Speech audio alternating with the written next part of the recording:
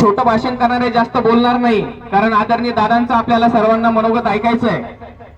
अमोल भाऊ आमचे मित्र या ठिकाणी पंचायत समितीला उभा आहे. त्यांना भाषणामध्ये म्हटलं की मिशावाल्याने आम्हाला काहीच नाही दिलं. अमोल भाऊ, मिशावाल्याने काहीच नाही दिलं आणि बिगर मिशावाला बी काहीच देणार नाही.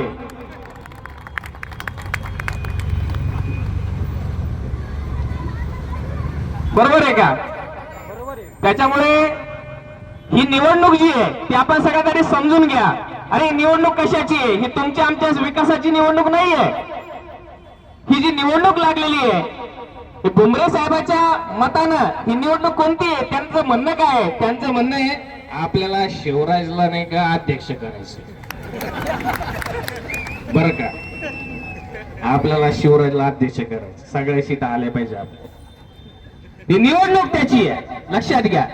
म्हणजे प्रत्येक निवडणूक आपल्याला बापूला आमदार करायचं ही निवडणूक, आता आपल्याला शिवराजला अध्यक्ष करायचं ही निवडणूक. अरे आपण कुठे आहे? जनता कुठे पैठण तालुक्याची? त्याच्यामुळे तुम्ही सगळ्यांनी गांभीर्याने या गोष्टीचा विचार करा. ही तुमच्या आमच्या सारख्याच्या सुखदुःखासाठी नाहीये. मित्रांनो, भुमरे साहेबांनी आता एक 2-4 दिवसापूर्वी एक क्लिप त्यांची व्हायरल झाली. ते काय गिराईक वगैरे असे शब्द बोलले, तुम्ही सगळ्यांनी ऐकली असेल ती क्लिप, बरोबर आहे की नाही? ते कोणाबद्दल बोलले, काय बोलले हे सगळं बाजूला सोडा, त्याच्यामध्ये आपल्याला जायचं नाहीये. मला तुम्हाला सांगायचंय मित्रांनो की भुमरे साहेब म्हणले की आपले गिराईकच आहे आणि दरवेळेसचे आपले गिराईक असतात. एक गिराईक शब्द त्यांच्या डोक्यात कुठून आला? त्यांच्या डोक्यात एक गिराईक शब्द कुठून आला त्याचं तुम्हाला विश्लेषण सांगतो. भुमरे साहेबाचे काय 10-20 काय दुकानं असतील ते मला माहिती नाही, ते साहेबच व्यवस्थित सांगू शकते. आणि भुमरे साहेबांना मला सांगणे, बाबा साहेब मी जर कुठे चुकत असेल, म्हणजे मी जर म्हणलं तुमचे 10 दुकान आहे किंवा 12 आहे आणि तुम्ही जर म्हणले नाही माझे 16 आहे तर 16 बाबा, म्हणजे मला करेक्ट करा तुम्ही. मी सीए माणूस आहे पण मला ते तुमची संख्या माहित नाही दुकानाची किती आहे, कमी जास्त होऊ शकते.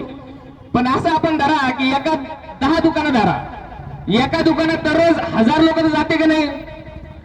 मग 1000 गिराईक आहे, मग दिवसभरामध्ये 10 दुकानामध्ये झाले 10,000 गिराईक. मग ते संध्याकाळी हिशोब घेत असतील मॅनेजर कडून, त्याच मॅनेजरला विचारत असतील ना की आज गिराईक किती होते, बरोबर आहे का नाही? मग ते म्हणायचं ना आज गिराईक कमी होते, आज गिराईक जास्त आहे. म्हणजे असं ते त्यांचं जे एकंदरीचे दुकान आहे बघा. प्रत्येक आपला जर कपड्याचा व्यवसाय असेल तर आपण काय म्हणतो, दिवाळीमध्ये गिराईक जास्त आहे, आता जर गिराईक कमी आहे, स्लॅक आहे. तर ते साहेबाला बी जे ते दररोज संध्याकाळी हिशोब घेताना आपल्याला किती गिराईक आज होते किती नव्हते त्याचा हिशोब ते करत असतील. आणि त्याच्यामुळे त्यांच्या डोक्यात मला असं वाटतं की गिराईक हा शब्द फिट बसला असेल. पण ते गिराईक करून आता लोकांना पण ते गिराईक समजायला लागले. फक्त फरक एवढा आहे, काही लोकांना ते होलसेल गिराईक समजायला लागले आणि काही त्यांना रिटेल.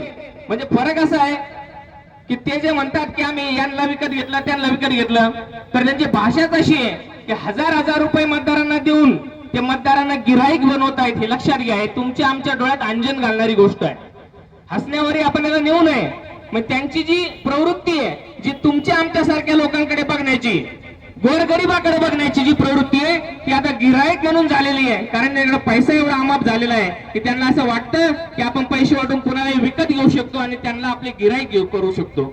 भुमरे साहेबांना मला सांगायचं की अशा पद्धतीची गिराईक बनवण्यापेक्षा तुम्ही या तालुक्याला विकासाची गिराईक बनवली असते तर तुम्हाला अशी बाकीची दुकानदारी करायची वेळ पडली नसती.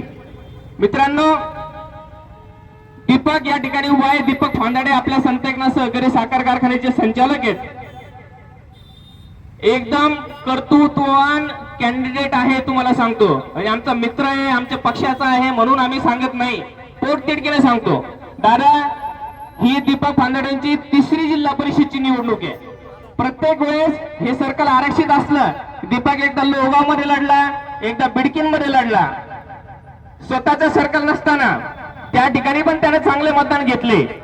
पण मला तुम्हाला सगळ्या चितेगावकरांना सांगायचं आहे की इतक्या वर्षापासून लोकांच्या सेवा करण्याचा ध्यास घेऊन जो आहे तर दीपक तुमच्या आमच्या सगळ्यांसाठी रात्रंदिवस झगडतोय. आज